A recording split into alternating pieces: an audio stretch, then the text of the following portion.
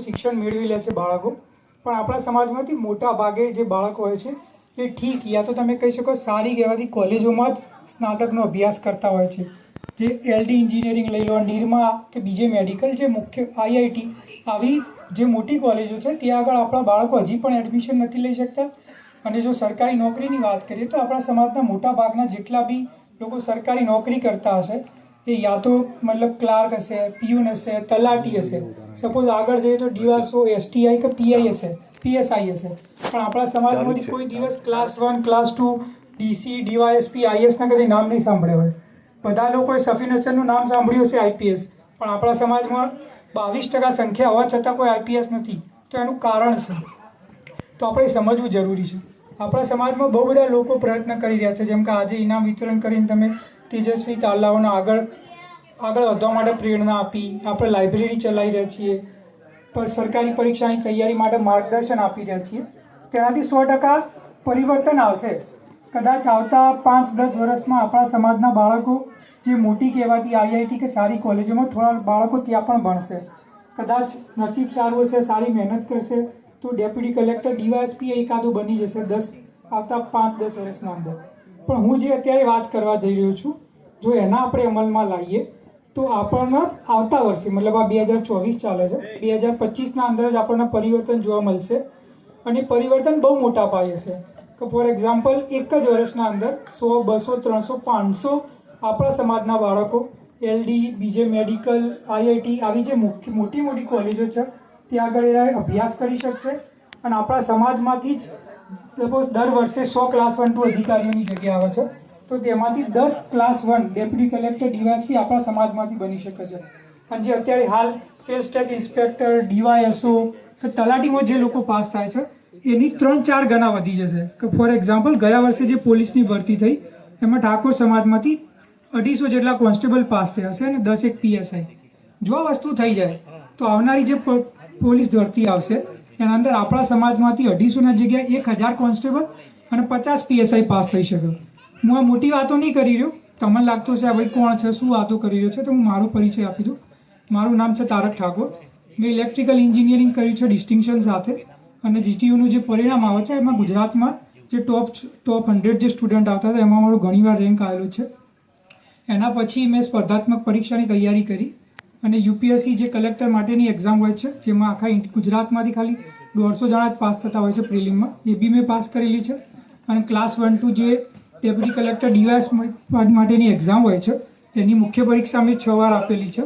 બાકી police inspector, sales tax inspector, DYSO બધાની પ્રાથમિક પરીક્ષાઓ મેં પાસ કરેલી છે. હું અત્યારે અહીંયા સ્પર્ધાત્મક પરીક્ષાની તૈયારી જે બાળકો કરે છે તેમને તૈયારી કરાવું છું. અને અત્યારે હાલ એક હું રાજનૈતિક વિશેષજ્ઞ અને એક પોલિસી વિશેષજ્ઞ તરીકે કામ કરું છું. મતલબ કે ગુજરાત હોય કે ભારત સરકાર હોય તો જે પોલિસી બનાવવામાં આવે છે, કેમ બનાવી, એનાથી શું ફાયદા થઈ શકે છે, એના અંદર કયા વસ્તુ છે જેથી આપણે ફાયદા લઈ શકીએ છીએ, આપણો સમાજ કેમ ફાયદા નથી લઈ શક્યો, કે કેમ આટલી પોલિસી અનામત હોવા છતાં બી આપણે પાછળ છીએ. તો એના માટે મેં એની વિશે બહુ સારી રીતે ઊંડાણપૂર્વક મેં રિસર્ચ કરી છે અને એ વસ્તુ હું તમારા આગળ મૂકવા માગું છું. ખાલી 5 મિનિટ સાંભળજો.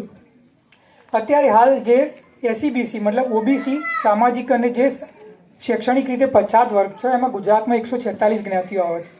તમે કોઈ પણ સારી કોલેજના જે અંદર એડમિશન લેતા બાળકો હોય તમે એની લિસ્ટ જોઈ લો, યા તો કોઈ પણ ક્લાસ 1, 2, 3ની જે પરીક્ષાનું પરિણામ આવે છે એનું લિસ્ટ લઈ લો, તો 146માંથી તમને 10 જ્ઞાતિ છે જેમના બાળકોના નામ જોવા મળશે. તો એનું કારણ શું છે? એનું કારણ એ છે કે આ જે 10 જ્ઞાતિઓ જે OBCમાં આવે છે એ શૈક્ષણિક, સામાજિક, આર્થિક રીતે બહુ જ આગળ છે, બહુ સમૃદ્ધ છે. આ 10 જ્ઞાતિઓ આવે છે OBCમાં, પણ એને રહેવાનું છે જે જનરલ કેટેગરીની જે જ્ઞાતિઓ આવે છે તેમના જોડે બિઝનેસ કરે છે, તેમના બાળકો સારામાં સારી પ્રાઇવેટ શાળામાં ભણીને અભ્યાસ કરે છે. આ 10 જ્ઞાતિઓના અંદર તમને ક્લાસ 1, IAS, IPS લેવલના સેક્રેટરી લેવલના અધિકારીઓ જોવા મળશે. અત્યારે હાલ આપણા બાળકોની વાત કરીએ 8મા, 9મા, 10મા ધોરણની, એમના 8મા, 10મા ધોરણના બાળકોને એના માર્ગદર્શન આપો છો કે ભાઈ તમે 8મા, 10માની તૈયારી ચાલુ કરો, કાલ તમે IITમાં કઈ રીતે જશો, કાલ તમે ક્લાસ 1, 2ની તૈયારી કઈ રીતે કરશો, કાલ તમે IAS કઈ રીતે બનશો. એટલા માટે એરા આટલા આગળ છે ને એટલા માટે એમના નામ આવે. બીજી વસ્તુ, જેટલા બી મોટા ગાંધીનગર હોય, અમદાવાદ હોય, રાજકોટ હોય, નિઃશુલ્ક ભાવે એમના સમાજના ક્લાસીસ ચાલતા હોય છે કે જ્યાં આગળ એમને સગવડ મળે, માર્ગદર્શન મળે અને બહુ સારી રીતે તૈયારી કરી શકે. તમે મને વસ્તુ કહો, એક બાજુ છે આ 10 સમાજના બાળકો, બીજી બાજુ ઠાકોર સમાજની વાત કરીએ તો અત્યારે હાલ પણ મુખ્યત્વે આપણા બાળકો જે સરકારી શાળામાં ભણે છે, અત્યારે હાલ ગાંધીનગરમાં પણ ગમે તે આપણે વાતો કરતા હોય, જે સારા એરિયા છે ત્યાં આગળ ઠાકોર સરનેમ જોઈને એમની સોસાયટીમાં રહેવાથી નથી દેતા. એ વાસ્તવિકતા છે. આપણા સમાજના બાળકો મહેનતુ છે, એ હોશિયાર છે, એ આગળ આવવા માગે છે, પણ એમને માર્ગદર્શન નથી, ના સગવડ છે, ના એમના પર કોઈ પણ પ્રકારના સંસાધનો છે કે તૈયારી કરી શકે. તમે એક વસ્તુ કહો કે કાલ પીએસઆઈની કે કાલે ક્લાસ 1-2 ની પરીક્ષા થઈ કે તમારા બાળકોએ કાલે કોલેજ માટે એડમિશન આપી, અત્યારે 12માં ભણતા હતા, કાલે એડમિશન માટે પ્રયત્ન કર્યો, એક જ પરીક્ષા લેવાશે, એક જ સીટ હશે, એક બાજુ આ 10 જ્ઞાતિઓના બાળકો બેસે અને બીજી બાજુ આપણા સમાજનું કોઈ બાળક બેસે, તો તમે કહો શું પરિણામ આવશે? પરિણામ એ જ આવે છે. કોઈ બી પરીક્ષા હોય, આજે 10 જ્ઞાતિઓ છે એ ઓબીસીની 20% છે, સંખ્યાની દ્રષ્ટિએ 20% છે, પણ ઓબીસીની જે સીટો આવે છે આરક્ષિત, એના અંદર 80% સીટો આ લઈ જાય છે. બીજી બાજુ જે બીજી 136 જ્ઞાતિઓ છે, જેમ કે ઠાકોર સમાજ લઈ લો, કોળી સમાજ લઈ લો, કે પછી વાદી સમાજ, દેવી પૂજક સમાજ, ધોબી નાઈ સમાજ, જેના તમે નામ બી નહીં સાંભળ્યા હોય કોઈ લિસ્ટમાં, એ 80% છે. પણ એ ઓબીસીની જેટલી બી આરક્ષણવાળી સીટો હોય, પછી એ કોલેજ માટે હોય કે પછી પરીક્ષાની હોય, 20% જેરા એના અંદર અનામતનો લાભ લે છે. તો આટલા મોટા પાયે અસમાનતા છે, તો પછી આવી રીતે ચાલે જવાનું, તો આનું સમાધાન શું? તો મેં એના પર ઊંડાણપૂર્વક રિસર્ચ કરી, પછી મને ખબર પડી કે આ સમસ્યા એકલા ગુજરાતમાં નથી, આખા ભારતના અંદર હતી.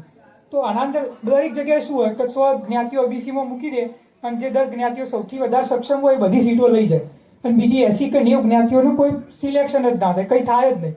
તો શું કરવાનું? તો એ જે જગ્યાઓ હતા, તેના જે લોકો હતા, તેમને સરકારને રજૂઆત કરી કે સર આ ના ચાલે, આ વસ્તુ ખોટી છે. તો સરકારે એ વસ્તુને ધ્યાનમાં લીધું અને સરકારે એનો સમાધાન લાવ્યું. જેમ કે હું તમને વાત કરું, 1970ના અંદર બિહારના અંદર સરકારે ઓબીસીમાં 2 ભાગ પાડી દીધા. સરકારે કહ્યું કે જો આ 100 જ્ઞાતિ છે, જેમાંથી 20 જ્ઞાતિઓ બધો ફાયદો લે છે, તો 27% આરક્ષણમાંથી આપણે 7% 20 જ્ઞાતિને આપી દઈએ, અને બીજા જે 80% જ્ઞાતિઓ છે એમને 20% અનામત આપી દઈએ, જેથી બધાનો સમાન વિકાસ થઈ શકે. હવે તમે વિચાર કરો, જો 50 વર્ષ પહેલા ગુજરાતના અંદર એવું જ કંઈ થયું હોત ને, તો ગુજરાતમાં અત્યારે હાલ જે લોકો વાતો કરે છે ઠાકોરોના ઘેર બંગલા અને ગાડીઓ, એ ના હોત, પણ અધિકારી ઘેર જરૂર જોવા મળે. અત્યારે હાલ હું એ જે સમાધાનની વાત કરી રહ્યો છું, એ સંવિધાનમાં માન્ય છે, એ સુપ્રીમ કોર્ટે માન્ય કરેલું છે. અત્યારે હાલ જે ગુજરાતમાં શાસન કરે છે યા તો કેન્દ્રમાં શાસન કરે છે બીજેપી પાર્ટી, એને માન્ય છે, કારણ કે એમને બિહારમાં એ કરાયું છે. કોંગ્રેસ પાર્ટી એનું સમર્થન કરે છે. અને અત્યારે 10 રાજ્યો, જેમના હું નામ લઈ લઉં, બિહાર, વેસ્ટ બેંગાલ, ઝારખંડ, હરિયાણા, મહારાષ્ટ્ર, કર્ણાટક, તેલંગાણા, પછી તમિલનાડુ, આ બધા રાજ્યોમાં આ વસ્તુ લાગુ કરવામાં આવેલી છે. તો આનું સમાધાન શું છે? સમાધાન એ જ છે કે તમે છેલ્લા 30 વર્ષના અંદર જેટલી બી સરકારી પરીક્ષા લેવાય, પછી ક્લાસ 3ની હોય, ક્લાસ 2 હોય, ક્લાસ 1 હોય, કે કોઈ બી કોલેજ માટે તમે એડમિશનની પ્રક્રિયા કરી, તો તમે એનું વિશ્લેષણ કરો કે ભાઈ કઈ જ્ઞાતિના કેટલો લોકોએ લાભ લીધો એનો. તો એનાથી એનું સમાધાન શું આવી શકે કે ઓબીસી વર્ગીકરણ કરો, કે જેમ ગુજરાતના અંદર 10 જ્ઞાતિઓ જો બધો લાભ લઈ જાય છે, તો 27% જે આરક્ષણ આપવામાં આવે છે ઓબીસીમાં, એમાંથી 7% એમને અલગ આપી દો. તો ભાઈ આ 7%માં તમે તમારી 10 જ્ઞાતિઓ જે બી લાભ લેશે, પણ બીજી જે 136 જ્ઞાતિઓ છે, જે 80% છે ઓબીસીનો, પણ 20% લાભ નથી લેતી, જેમ કે ઠાકોર સમાજ, કોળી સમાજ, વાદી સમાજ, દેવી પૂજક સમાજ, તો આપણે એમના માટે અલગથી 20% આપી દઈએ આરક્ષણ. આનાથી શું થશે કે જે આ બધી જ્ઞાતિઓ છે, 136 જ્ઞાતિઓ આપણા જેવી, એ સામાજિક, શૈક્ષણિક, આર્થિક રીતે આપણા જેટલી જ સક્ષમ છે. તો શું સ્પર્ધા સરખાના લોકો જોડે થશે, તો આપણે કાલે એના અંદર પાસ થઈ શકશું ને આપણા બાળકો કાલે ડેપ્યુટી કલેક્ટર, ડીવાયએસપી બની શકશે. પણ જો આ જ રીતે સ્પર્ધા ચાલે જશે તો આનું કોઈ સમાધાન આવવાનું નથી. તો પ્રશ્ન એ છે કે જો 10 રાજ્યોમાં છેલ્લા 40-50 વર્ષથી વર્ગીકરણ હોય, તો ગુજરાતમાં કેમ વર્ગીકરણ નથી? એનું કારણ છે કે અત્યારે હાલ આપણે ઇનામ વિતરણ કરવા માટે આવ્યા છીએ.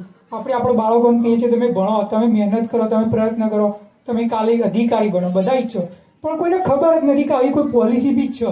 તમારા બાળકો ગમે તેટલી મહેનત કરશે, હું મારા પોતાના એક્સપિરિયન્સથી કહું છું, ગમે તેટલી મહેનત કરશે, પણ એ અત્યારે હાલ જે બીજી 10 જ્ઞાતિઓ હાલ જે સક્ષમ છે, એમના પર જે આર્થિક ક્ષમતા છે, એના અમુક કમ્પીટ નહીં કરી શકે. તમે અત્યારે હાલ મારી વાત સમજો, જે હું અત્યારે હાલ વાત કરી રહ્યો છું, તમારા બાળકોને ખબર બી નહીં પડે કે શું વાત છે. પણ જો તમે આના માટે કંઈ કરશો, તો તમારા બાળકો કાલે અધિકારી બની શકશે, કે આઈઆઈટીમાં જઈ શકશે, કે આઈઆઈમાં જઈ શકશે, કે ક્લાસ 1 અધિકારી બનશે. બાકી જો આ વસ્તુ નહીં થાય, તો તમને 10 વર્ષ પછી અહેસાસ થશે કે ગમે તેટલી મહેનત કરી લો, પોલિસીમાં જ્યાં સુધી સુધાર ના આવે ત્યાં સુધી નહીં થાય.